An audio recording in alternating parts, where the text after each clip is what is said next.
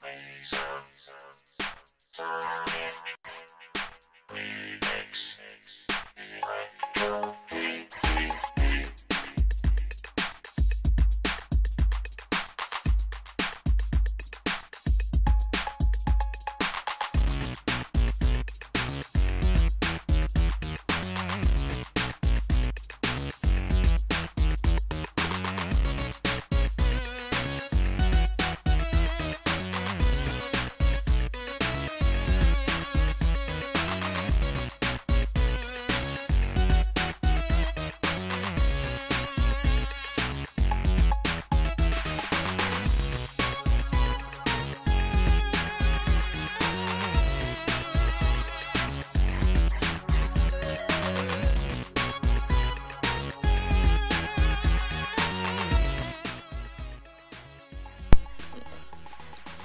All right. Welcome to Sideboard MTG. My name's Eric, and you're watching Ravnica Allegiance Spoilers here on YouTube Gaming.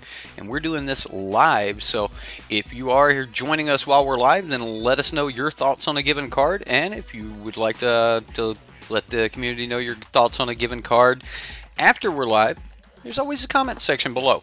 Also, there will be no chat on screen. So if you want to see chat and know what chat's saying and things like that, there's a button there on your YouTube screen which will allow you to pull up the chat. And if you're already here and in chat, then I assume you have chat pulled up.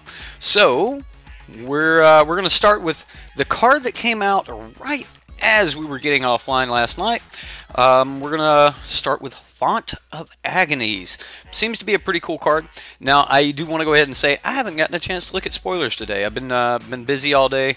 We'll say it was a shitty job. All right, we had some septic problems today, so we're gonna join into we're gonna jump into our spoilers tonight. If you want to hit that like button, I would appreciate it. It's one of the best ways to help support the channel, along with subscribing to the channel. If you already have a Google account, then just log into YouTube and hit subscribe. All right, so we've got some pretty cool cards to play with, or spoiled, that we might be able to stick in some decks at some point. So we're going to start out here with Font of Agonies. This is a 1-mana black enchantment, and honestly, there's been some pretty decent 1-mana black enchantments in the past, and they normally kill something. Nothing different here. So 1-mana enchantment that says whenever you pay life, you may put that many blood counters on Font of Agonies. Then you can pay 1 black and 1 colorless, remove 4 of those counters from Font of Agonies, destroy target creature. So for every 4 life you pay, you can then pay 2 additional mana and destroy a creature. So if this is on the battlefield, for 3 mana and 4 life, you can cast a Dismember and kill 2 things. Assuming your Dismember is going to be able to kill something. It normally can. -5 can normally kill something. But you're going to pay that life. Let's go ahead and kill this music. Sonic Electronic. You guys like that song? I like that song. That song's pretty good. Alright, so what do we have in Standard that we can pay life for to allow us to be able to use this ability, to the fullest? Midnight Reaper. Are you paying life or are you losing life there, Crimson? I think that you're losing life. I don't think you're actually paying life, and it is worded for pay life. So I'm thinking Doom Whisperer. Doom Whisperer is pretty good. Yes, Adanto Vanguard, you do pay life for that one.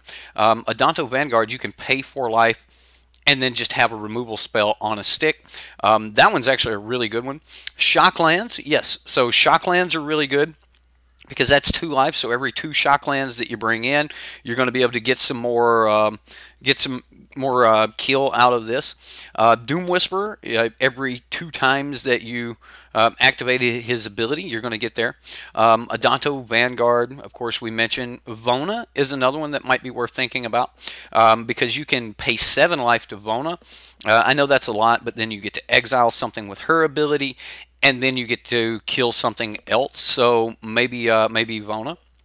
Oh, there you go. Bloodfast. Bloodfast. You have to pay life for.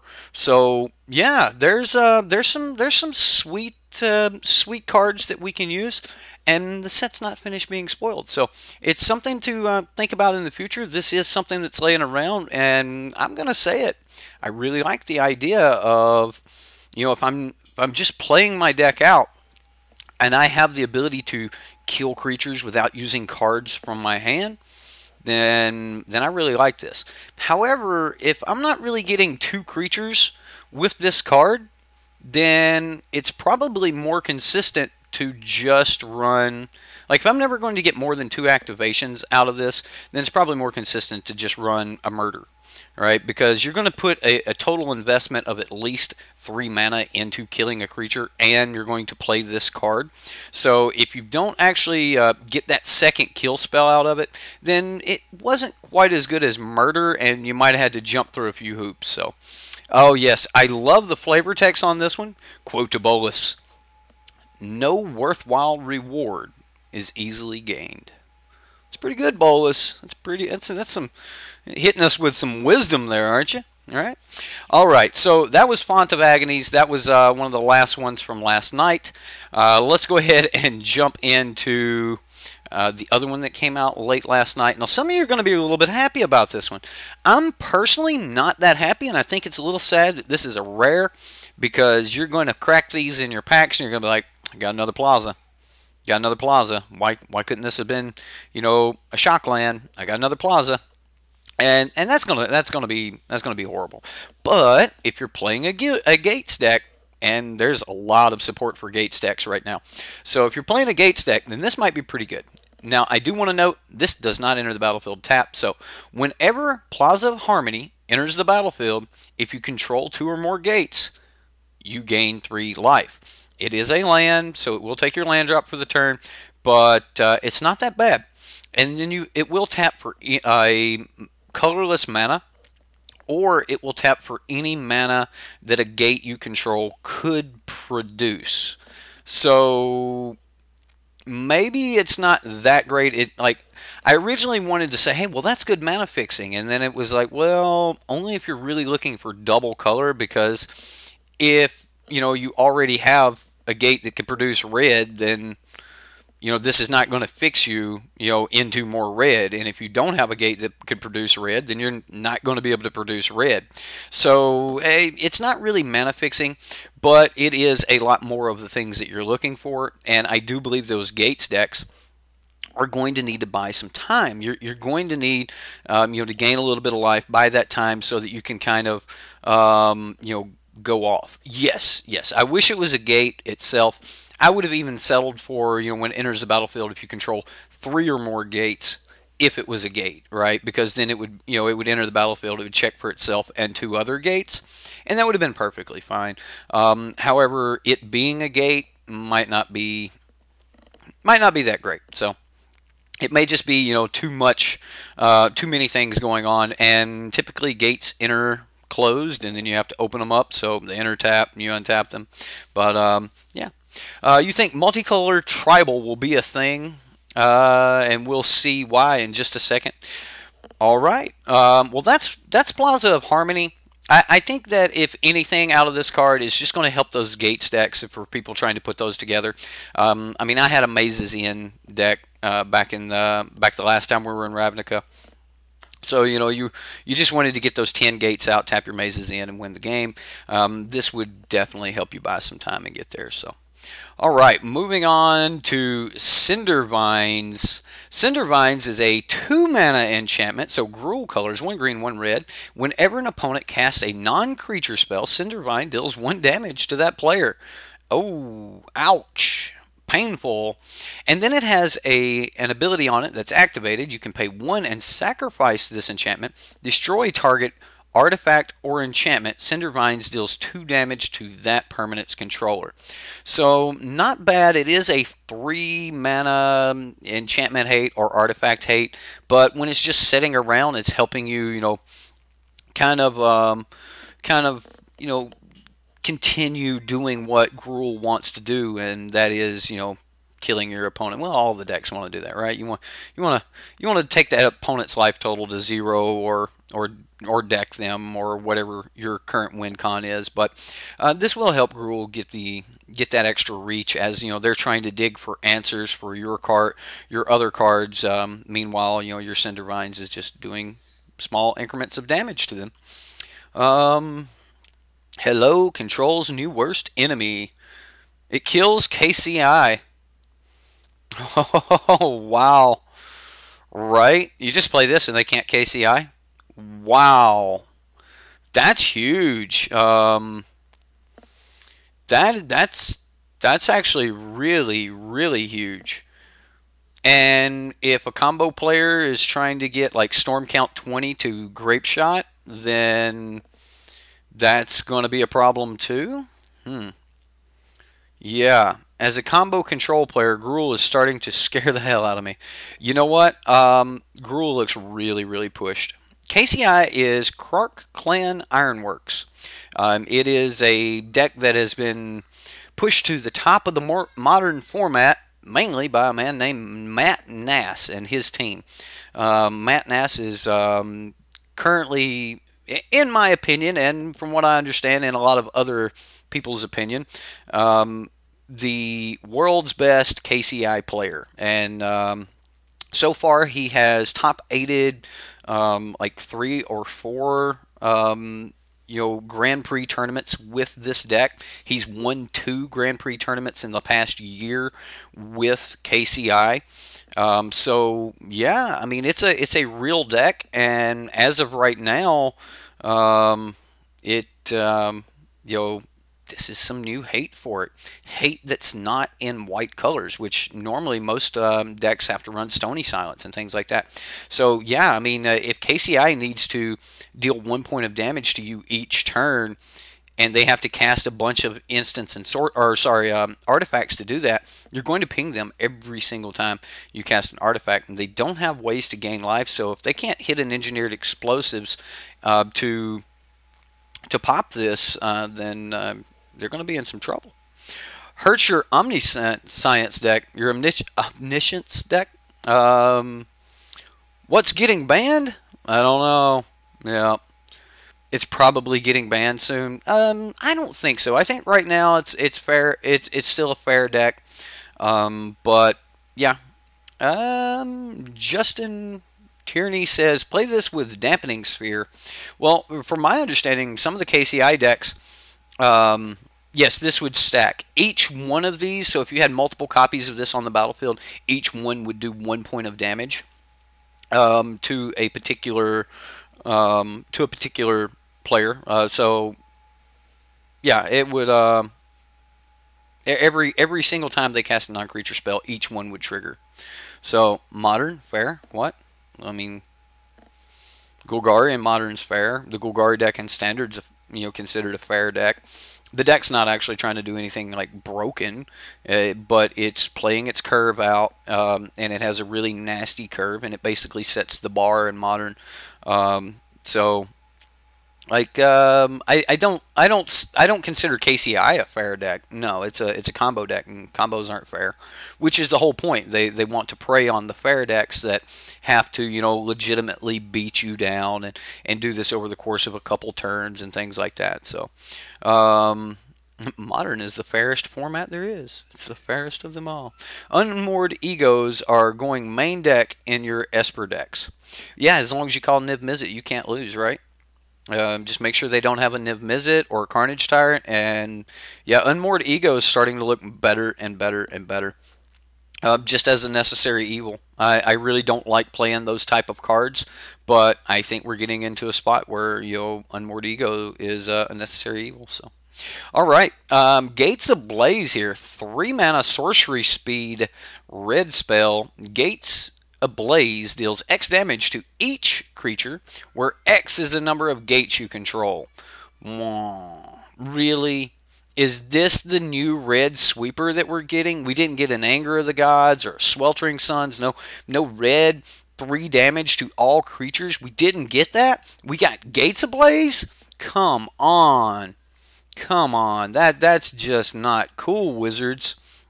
Um, so yeah, this is going to be really decent for those Gates decks, which will be running pretty much all Gates. They probably are going to be based out of red because a lot of people like the combo of not Blood Moon, but what's the new moon? What's the new moon? I can't think of it. I can't think of the name of it. But anyway, it removes all lands have no abilities other than mana abilities. So you would just have gates and they would no longer have the ability of this enters the battlefield tap. So they would just enter the battlefield. And you know that no, it's not Alpine Moon. It's the other one. Oh, Blood Sun. Okay, it's not a moon. My bad. There we go. It's Blood Sun. So Blood Sun wouldn't affect this. And if you're trying to cast Blood Sun, then you're probably kind of based in red anyway. And then all of your gates start coming in untapped. At which point, you know, Gates Blaze, you know, the longer the game goes, the more powerful this board sweeper will get. So, this again, more support for the Gates decks, and you know, like I was saying with the land earlier, those Gates decks are going to want to buy some time. This is just a board sweeper for those decks, so just more tech for those Gates decks. So looks like the Gates decks are kind of filling out here. We've got a Clan Guild Mage. Finally, we get a chance to see the Gruul Guild Mage. Alright, Gruul colors, just like the rest of them, it's 2 mana, 2/2, so just a nice vanilla creature with some abilities. The first ability is 1 red and 1 colorless. Target creature can't block this turn. Not bad. Just making sure that you can get through with something. And then you've got 1 green and 2 colorless, and tap it, of course. Target land you control becomes a 4/4 elemental creature with haste until end of turn. It's still a land. Not bad. Not bad. Definitely a limited card. I'm with you, Kenneth. This card would probably be fair in limited. Just turning your lands into 4/4s and then swinging with those seems really nice to me. You can also do this at instant speed, so you can make that land a blocker or something of that nature. So Clan Guild Mage, not bad. I don't know where I would rate this amongst the other Guild Mages, but it's not horrible. I personally like the not making or things not being able to block. So, all right. Next here we're going to look at Glass of the Guild Pact. Multicolor creatures you control get +1/+1, a 2 mana anthem. Ooh. What's up, Eric? How you doing, sir? Justin, Madness, Rush, Jizza, Jareth. There's a ton of people here. What's up, everyone? Crimson. Love with the Afterlife.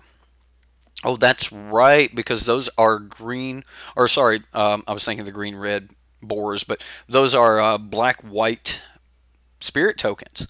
So, for 2 mana, your spirits automatically become 3/3s. Or 2/2s, sorry. You think the Azorius Guild Mage is the best?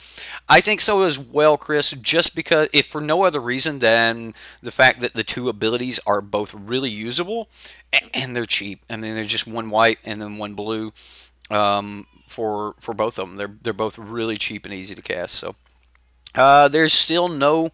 Yes, we just looked at a red sweeper. Did you see it? Did you not see it? They gave your red sweeper to the Gates deck. There you go. Gates Blaze deals X damage to each creature, where X is the number of gates you control. You got your sweeper, James. Yeah, I'm pretty hurt about it too. So Glass of the Guild Pact actually looks pretty decent.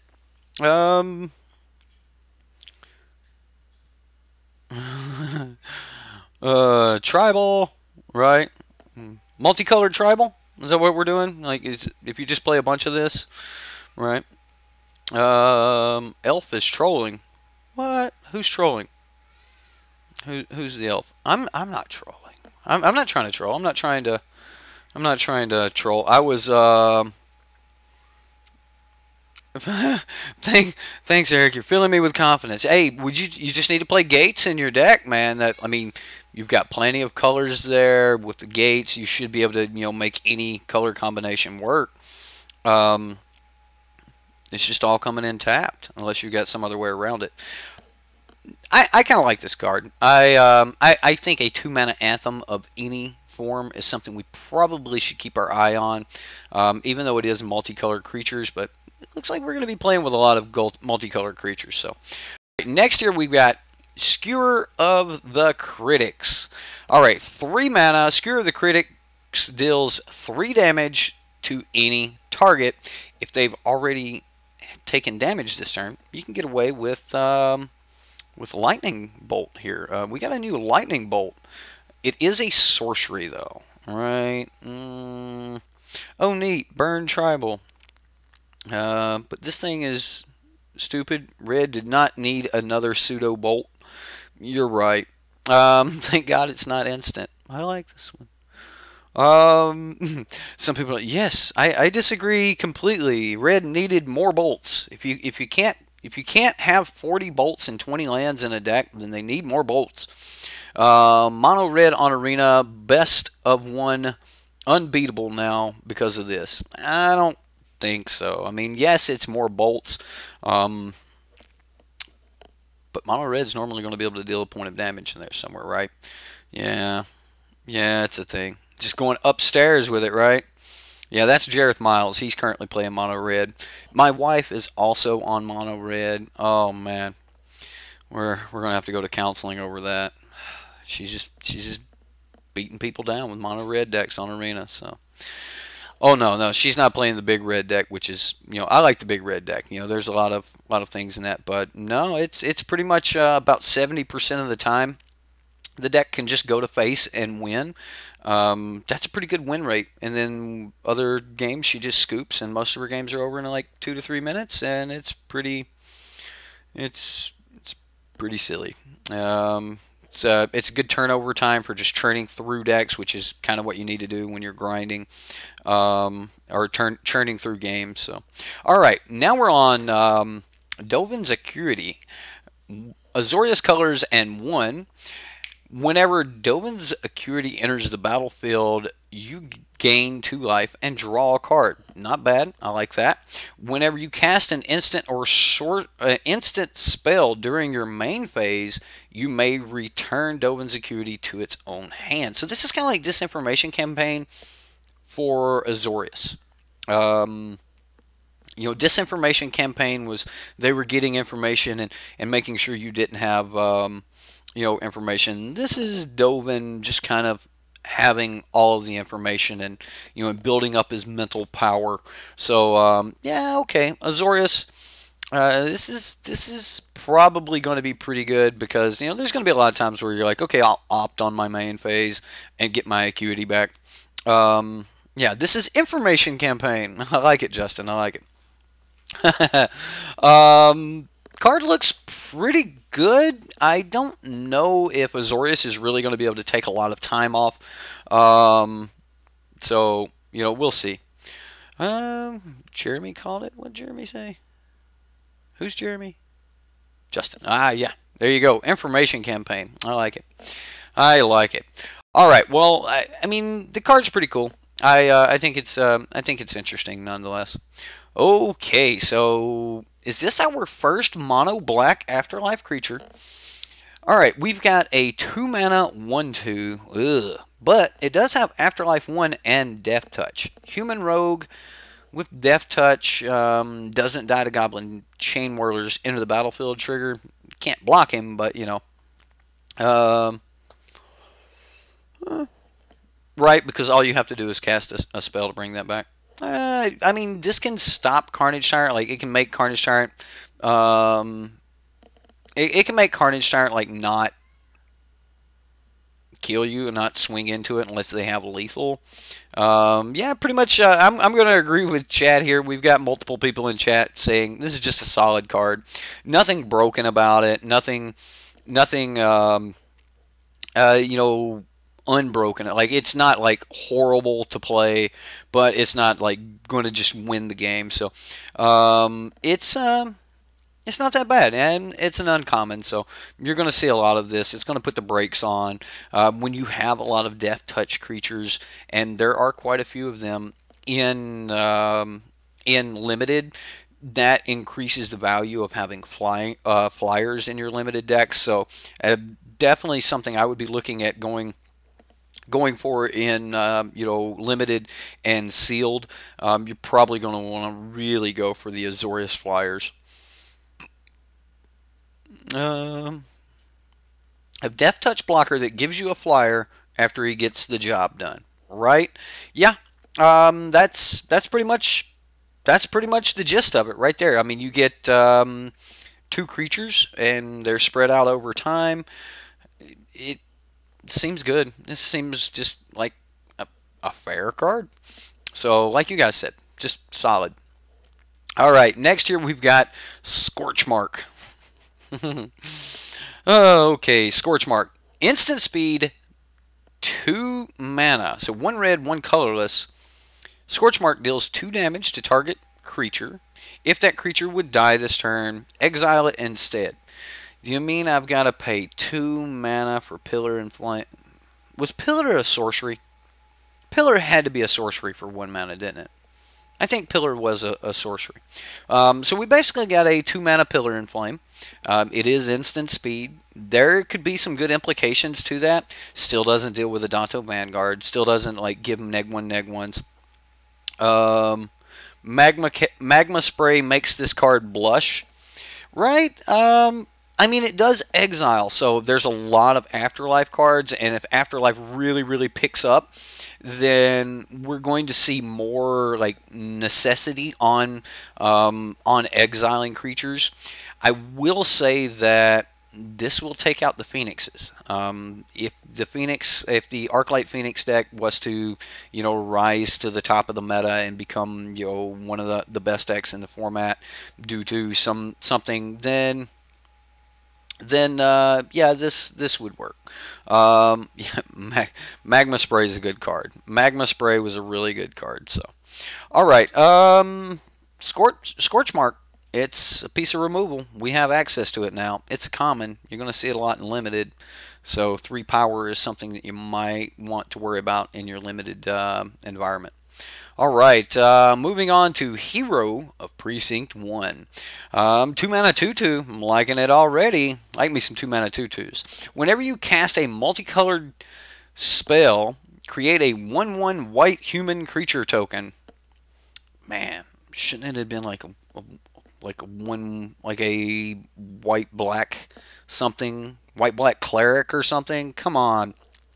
So he doesn't even create multicolored creatures, but it's whenever you cast any multicolored spell. So, anything really that, yeah, this could definitely churn out some cards. So, why all humans got to be white? I don't know, but from the art on this one, I don't think she's white, and the hero looks feminine. I think I see some.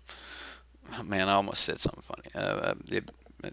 Anyway, yeah, she looks feminine. I don't know. The last one was black. There you go. That's right. The last one was black. It was a human rogue, right? Glint Sleeve Siphoner, one of my favorite human rogues of all time. I love that card. Glint Sleeve Siphoner was just so good. What would you want to follow this up with? In Mardu, I'd want to follow this up with Judith, right? You play this on turn 2, and then turn 3 play Judith, and then you get an extra body, and yeah, it doesn't seem bad. All right, we're gonna move on to Lumbering Battlement. Now this is a 5 mana 4/5, but it's got some other abilities on it. Vigilance. When Lumbering Battlement enters the battlefield, exile any number of other non-token creatures you control until it leaves the battlefield. Lumbering Battlement gets +2/+2 for each card exiled with it. Okay. At first thought, I was like, well, I don't really like that. But then I got to thinking about all of the, the Wrath decks and things like that. With the Wrath decks, you can put quite a few creatures, early creatures, under this, the Lumbering Battlement. And then, once they finally destroy the Lumbering Battlement, with their Cleansing Novas with their Wrath effects, with their Settle the Wreckage. Then all of a sudden you just get all of those creatures back. And if you got some pretty sweet Enter the Battlefield triggers, then those are all going to trigger as well. So it might be worth it. Consolidating a bunch of small dudes into one really big dude, forcing them to have to remove it. Once they finally remove it, then you get all of your other guys back. Could be good. Could be very good. Then kill your own. Right, right. Get a bunch of Enter the Battlefield creatures, then kill your own lumbering battlement. Seems good. How busted it could be if you could flash it in. Oh man. Yeah. So I mean, it's kind of the same thing as playing like hostage taker and taking your own dude. So I'll just leave my own Enter the Battlefield guy here under my hostage taker. So if you sweep the board, then I get that back. I get my trigger back. A lot of times you can just start swinging in with hostage taker for like 2 damage because they won't do anything about it. If you have 2 of these on board and play a third, it goes infinite. Okay, let's read this. Somebody said the magical infinite word. We gotta look at this. All right, so do I have to have anything else on the battlefield? So let's just say I got a Danto Vanguard, Benelish Marshal, and I don't know, a Johnny's Pride Mate. No Enter the Battlefield triggers, right? We've got those under this. We play a second one. We exile this. All of those come back. We play a third one. We exile the second one. Then the first one comes back. You have to pick a point to stop. There's unless you're getting something every time a creature enters the battlefield, then you're not going to get a whole lot of like fun out of that. But yeah, that's it seems okay. Virshino Pyromancer, and 2 of these. There you go. Pyromancer and 2 of these. So you have this one and what, a Pyromancer under, or so you have one of these with a Pyromancer on it under it. You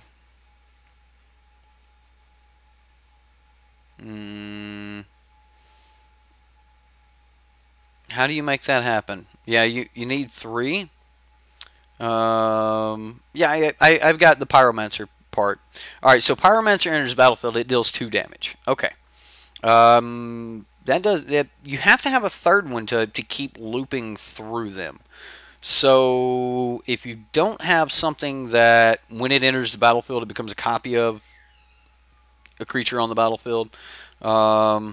Yeah, this is such a Christmas land. It's impressive, right? I mean, having 3 of the same card's pretty crazy. So, mirror image, Virshino Pyromancer. This, you play this, you put Virshino Pyromancer under. You mirror image, copy this, take this. The Pyromancer comes back. Then maybe with mirror images you could do this. I don't know. It seems like it might be possible. So we might have to put together the Virshino combo. So quasi duplicate wouldn't work because quasi duplicate is just going to make a token, and then once you finally start going through your loop, you'll lose the token at some point. So you would need an actual creature like mirror image, or you couldn't use Phantasmal Image because it would die as soon as you targeted it. Actually, you're not. Yeah, you're not targeting. You're just exiling any other non-token creatures you control. So you're not actually targeting. So, then you can remove other creatures instance. There'll be some combo here. It looks like there might actually be some combo here. So we'll have to play around with that. If you're watching this, let me know in the comments the crazy combo you came up with 3 of these, or how could you get 3 of these without actually having 3 of the specific card. Of course, you'd want to run 4 of it in your deck, but could you do it with mirror image? Could you do it with other things? Let me know what you come up with. I'm very interested to see. So, captive audience. You're jumping ahead of us there, James. And we're going to get to captive audience. That was my big one. The little bit of glancing through that I got to do, captive audience looked like it was pretty cool. But then again, I also played the cats deck, Harmony, Gift of Harmony, something like that, where you would give someone an enchantment that would eventually kill them. So here we have Priest of the Forgotten Gods. All right, 2 black. It's a human cleric. It's a black human. Although she's clearly white, right? Anyway. All right, we've got 1 black, 1 colorless for a 1/2. Again, we get a 1/2. And it has the ability to tap and sacrifice 2 other creatures. Any number of target players each lose 2 life and sacrifice a creature. You're going to gain double black and draw a card. So you need to sack 2 other creatures to make them lose 2 life and sacrifice a creature. You're going to get additional mana, and you're going to be able to draw a card. Okay. Because they lose 2 life, you've activated Spectacle. You also get the 2 mana to bring back Madness's new little card here. Dread. Gutter. Oh man, what's the new one? Yes, you get that, but it's still taking up all the rare slots. Got a good sweeper. Aristocrats may not be a thing this set, but it's coming down the road somewhere, people. Gutter Bones. Thank you, Gutter Bones. So Gutter Bones requires 2 mana to bring it back, and they have to lose life. So as soon as you activate this, you get the mana to bring it back. That's not bad. That's not bad at all. And you draw a card, they lose life, and have to sacrifice a creature. This card could be decent. This card could be really, really decent, especially in the mono black decks. It fits the curve, being very cheap, low to the ground, and allows you some reach by making them lose life. So mono black burn might have a use for this. It goes to your hand though. You're right, it does go to your hand, but this also taps. So next turn, I pay 2 mana, play pay 1 mana, play Gutter Bones. I assume that we're going to need something else, right? Yeah, you're going to need something else to go with this, but it's still going to go well with the card. You bought a playset of Gutter Bones already. Reassembling Skeleton. Okay, so this and Reassembling Skeleton. So this would give you the mana to bring back one of your Reassembling Skeletons, and then the next turn you just bring back the other one. So for 2 mana per turn, you just keep bringing back Reassembling Skeletons, and every time they play a creature, you make them sack it. Seems good. Reassembling Skeleton, Midnight Reaper, and Plague Crafter look good with this. Yeah, they do. Yeah, they do. Mono black, hit the sack deck incoming. There you go. Mono black, hit the sack. There's a lot of implications for this card. There's a lot that's going on. I mean, the fact that you're activating Spectacle, which is something we kind of got to keep in mind. The fact that we're activating Spectacle, and the fact that we're making them sacrifice a creature. I like that. And with the mono black decks and things, it's gonna be pretty easy to keep creatures on your side of the battlefield with all the recursion and stuff. So, Priest of the Forgotten Gods, not a bad card. All right, so now we get a 2 mana 0/2. I don't know how happy I am about that, but it is an elf druid, and elves normally do something. So we can tap this and add a mana of any type that a land we control could produce. If Incubation Druid has a 1/1 counter on it, add 3 mana of that type instead. Holy cow, right? All right, so 3 mana Elf Druid. That creature type is extremely relative. I mean, 3 mana Elf Druid, or sorry, 2 mana Elf Druid that could possibly produce 3 mana for you. And I mean, it has the ability to put the +1/+1 counters on it by itself. So, hello, mini black lotus on a stick. I don't know if it's that good or not, but haunted witness and the one that makes a zombie. See, that seems good because then you're sacking and you're still getting dudes. There's a ton of afterlife creatures out there, Justin, that are going to allow you to take that last card and take it over the edge. Muldrotha looking better every day. I like where you're going with that, Kenneth. I am a big fan of Muldrotha. I think Muldrotha is an awesome card. It's the kind of jank I want to be playing around with, and it's also the type of card that if I get to untap with it, I'm probably going to be winning the game, or at least getting enough value that I should be able to pull ahead at that point. So, that's a good card. Sparring Construct. However, you do need Sparring Construct to die, but that may not be that hard. That may not be that hard at all to get Sparring Construct to die. So. Sparring Construct is a 1 mana construct that says when it dies, you may put a +1/+1 counter on another target creature you control. So, you're finally going to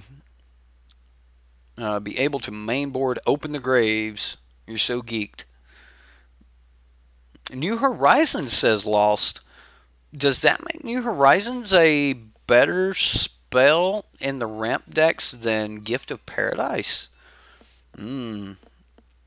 Alright, so Lost says turn 2 this, turn 3 a New Horizons, which will make any mana produce another mana that turn. Or any land produce two mana of any color. And then it will put a +1/+1 counter on something. You put the +1/+1 counter on this, and then you get 9 mana? Let's see, 1, 2, 3, 4, 5, 6, 7, 8. So you get 4 plus the additional one from New Horizons. So that's 5 plus this 3. That's 8 mana. Yeah, turn 4, 8 mana. If you turn 1 Llanowar Elves and it was still around, then that works too. The thing that I kind of like about this is it's not a 1/1 or a 0/1, so that's a thing. That's a thing. This guy into Hadana's Climb into Jadelight. All of that sounds great. All of that sounds really good. Hadana's Climb seems like it would be really good with this card. I mean, you're turning off the adaptability because you've already added +1/+1 counters to it, but there's a lot going on here. I mean, if you turn 3 the Hadana's Climb, then you actually get to play another 3-drop, which is where the Jadelight comes in. Or you could play Kumina or something else. So, not bad. Not bad. I like the implications of it for sure. I think it's a good card, and it'll probably see some play. We'll probably be seeing Incubation Druid around. So, all right, moving on to Tome of the Guild Pack. All right, whenever you cast a multicolored spell, draw a card, and it has a mana rock ability on it, which is add 1 mana of any color. It's a 5 mana rock. I'm not impressed. I don't see it being playable. Just too expensive. Plus, it doesn't really fit with the other multicolored theme cards. I mean, most of those, like you're not going to be able to play a ton of multicolored payouts. 5 mana just puts this way out of play. For 3 mana, I would highly consider it. I mean, we have Dragon's Horde. I mean, this does allow you to like keep churning through your multicolored spells and things like that, but I don't know. I mean, you cast Discovery Dispersal and you draw an additional card. So you would cast Discovery Dispersal, trigger this, draw a card, then scry or Surveil 2, draw a card. Yeah. Cool book though, right? Right. I like the art. I like the book. All right. That is Tome of the Gate Pack. 5 mana though. I don't think that's playable. It's a bummer too, because I like the effect. I like the multicolored thing. All right, we're gonna move on to Captive Audience. Okay. Captive Audience. This is a 7 mana enchantment, guys. All right. I know that everyone wanted to see this card and they're all super stoked about it. This is a 7 mana enchantment. This better be able to win the game. It's a mythic. 1 red, 1 black, and 5 colorless. Now, granted, you can cast that on turn 4 with the previous card we had. Captive Audience enters the battlefield under the control of an opponent of your choice. So you're going to play this enchantment, they're getting it. And that means they get to choose one of the following at the beginning of their upkeep that hasn't been chosen before. All right. So once all 3 things have been chosen, they no longer have to pick one.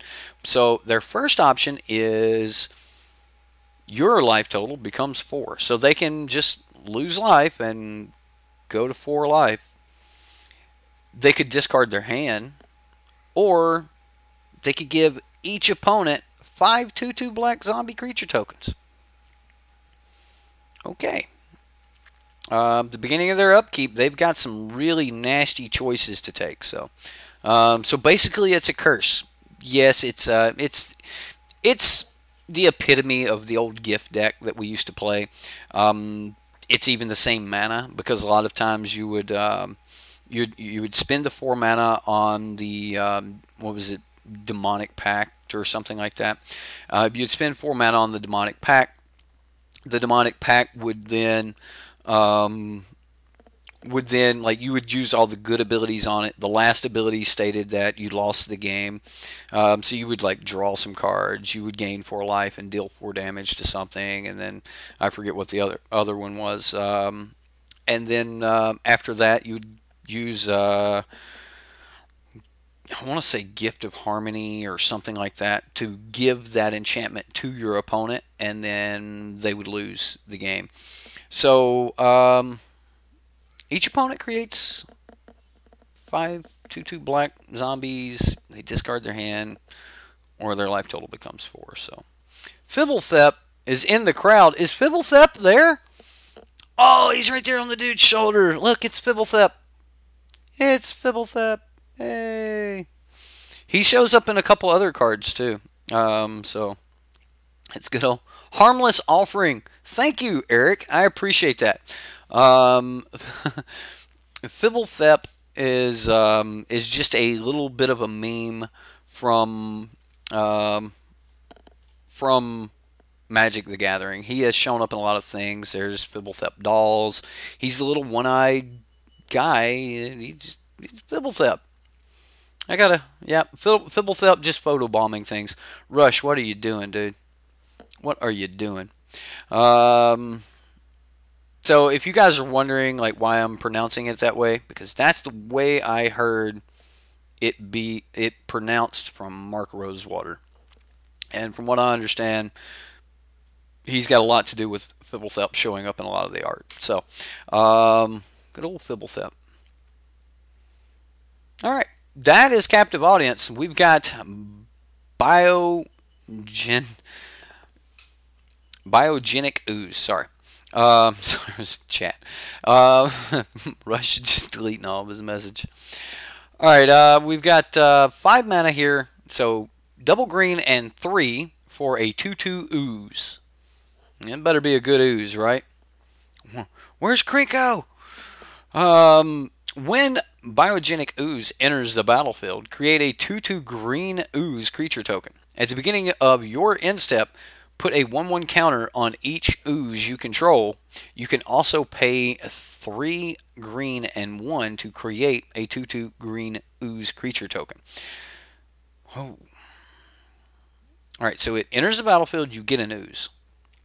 And then at the beginning of your end step, that ooze and this ooze becomes 3/3s.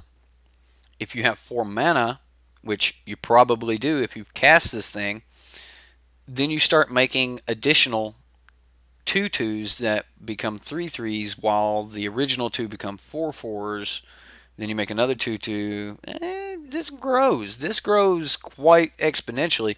You will need to be able to deal with the original biogenic ooze to keep the other oozes from growing.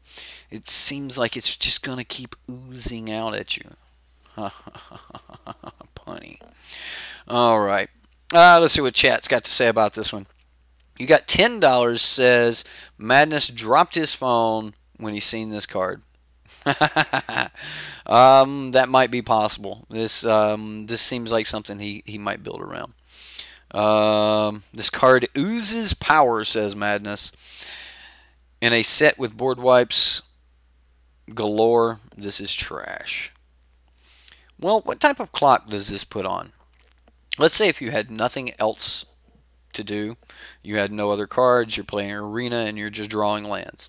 All right, like because you're after turn 7, and the only thing the deck will give you is lands. So let's say turn 5 you play this, and you're going to have 6 power on board that turn at the beginning of that end step for your 5 mana investment.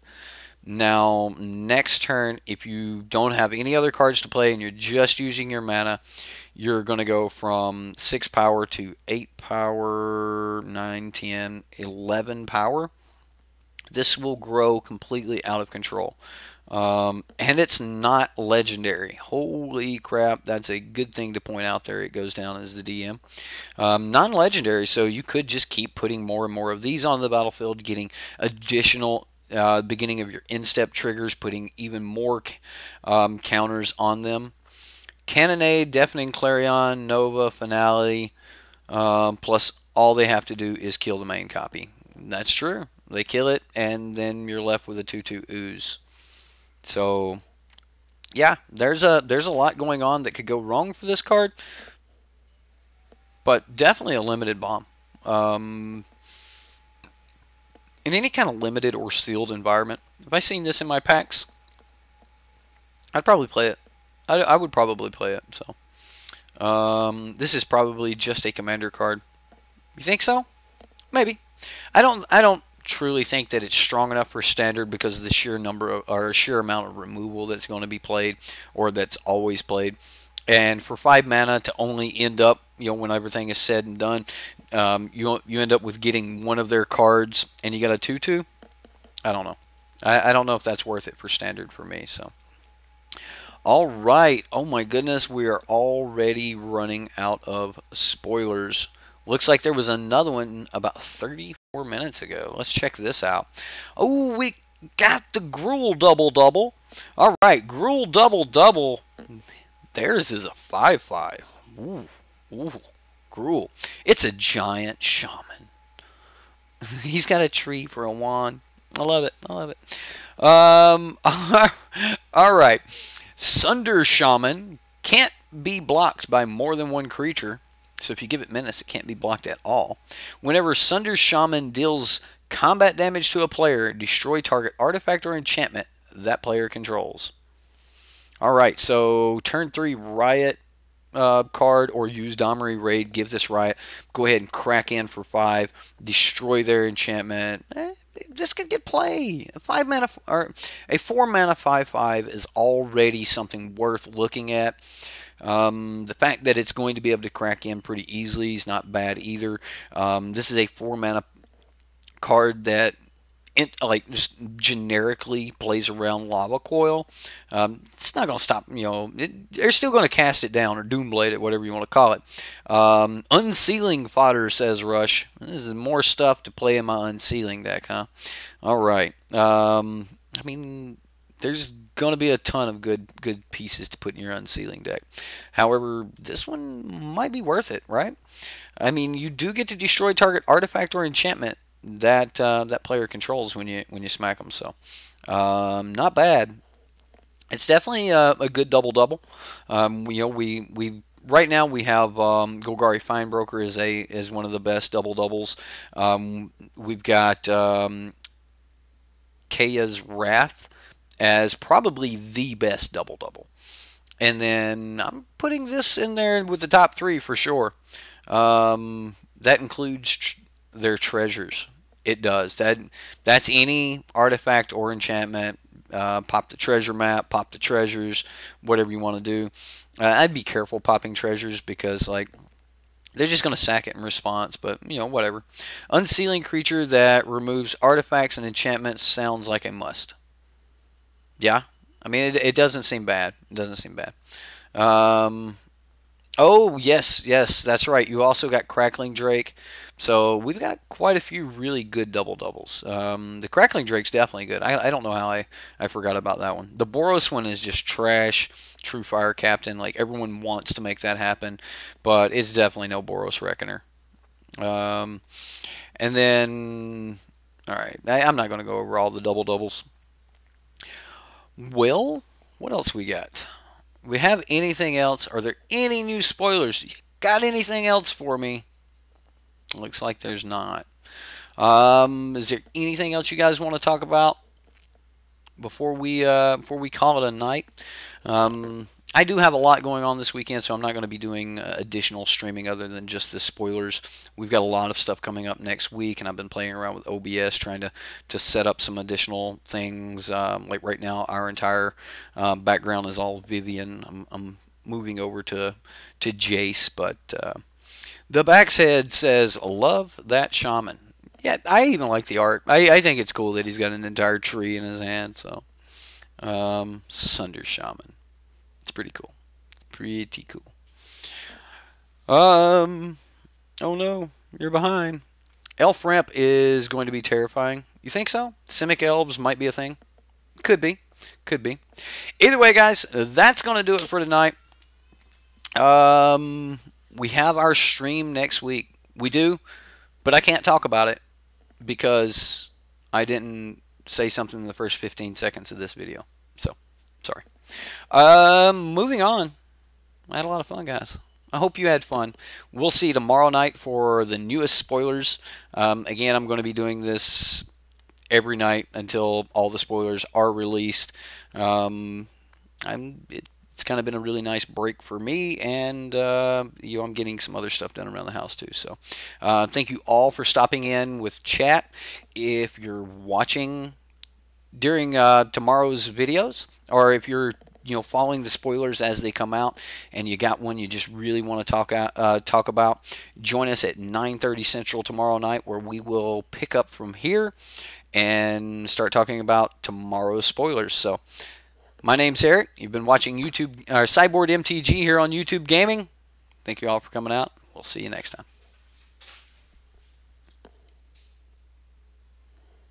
Just in the nick of time.